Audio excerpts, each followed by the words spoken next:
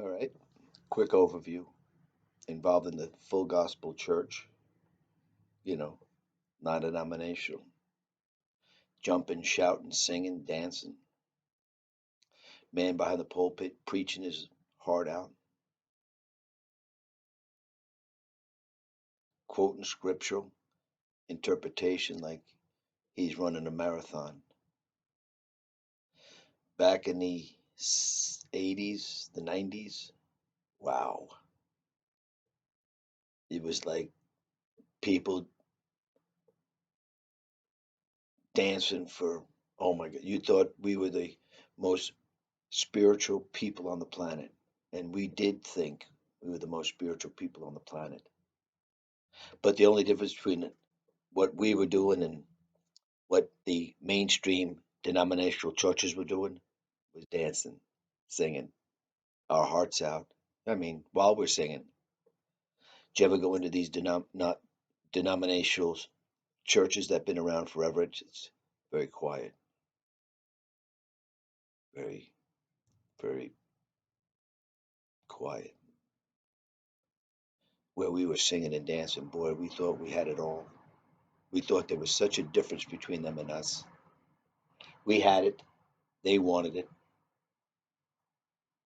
and often behind the pulpit, these people, these dudes, would often talk about how they're in error and we got the truth. How did we get the truth? How did they get the truth? By reading the scriptures. What made them different than the people at the denominational churches? They read the scriptures too. They interpreted those scriptures too. The same principle applied.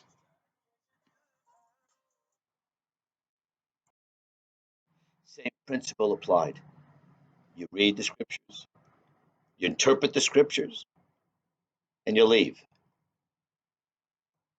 No inspiration. Excuse me, I got a call. It's God. He's speaking to me. And Moses on the backside of the desert, he got a call. He answered the call. It was the voice of God, his only begotten Son, speaking to him, not through a man,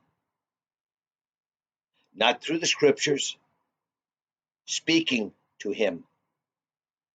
Do any of these people in the denominational or the non denominational say, excuse me, I got to answer this call? It's God speaking. And I want to tell you about what he has in store for me. No. Same principle applies in the denominational churches as the non denominational churches. While they're judging them, they're guilty of the same. Are they inspired by God doing the same thing denominational preachers and dudes are doing? They're reading from the Bible. You mean their interpretation wisdom is blessed by God? Are you serious? You think God, the creator of the universe, is impressed by us and our wisdom or our actions when we obey him? They were never called to say, I got this call from God, and guess what he wants you to do? Nope, not happening, never will. But that dude, that fat cat sits behind the pulpit. That's his job to tell everybody else what God wants them to do. While this fat cat gets fatter and fatter every day. Are you serious? And the only thing you get is more oppressed and discouraged. That's what I got for 20 years.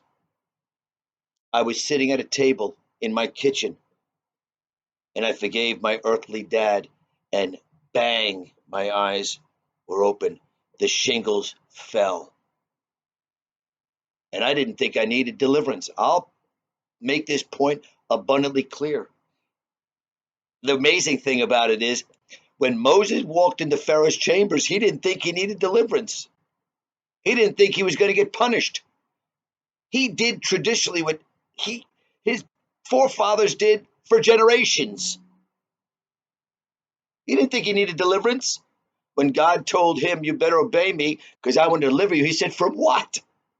I'm doing what I've been doing, what my fathers and forefathers have been doing for centuries now. I don't need deliverance. Totally deceived by a demon. These people are dancing, singing. They don't even think they need deliverance. They think they're doing God's will when they haven't heard from Him. Excuse me, I got to take this call. Don't tell me that God's shooting down numbers. Don't tell me that God is in the numbers game. I said it before and I'll say it again. Has not, will not, and never will. His son didn't come to die on the cross for you to receive money, numbers, to enrich you financially. You think God shed his blood for that? God shed his blood for one reason, so God can talk to you. You don't think you need deliverance? Then why is God speaking to you? Why do you feel this burden that you're not in the right place doing his will, that he received to you that he revealed to you differently than he revealed to Paul Denigris? There were many people at the pool of Bethesda, crippled. God sent Jesus Christ, his voice, to talk to one person, not the multitudes, one person. You are that one person that God wants to talk to about the things in your life. I don't know it. The man behind the pulpit that thinks he says he knows it, baloney. God knows your heart, and God didn't reveal the heart to that dude. Look to him. Stop doing the things that you know are wrong. And it might be right, it might be okay for me, but it's wrong for you because God told you it's wrong, and you know what God has told you. I don't know. The dude behind the pulpit doesn't know, but when you start to do the things that God told you to do, you'll be blessed. And you will be blessed exceedingly abundantly beyond all you can imagine or think.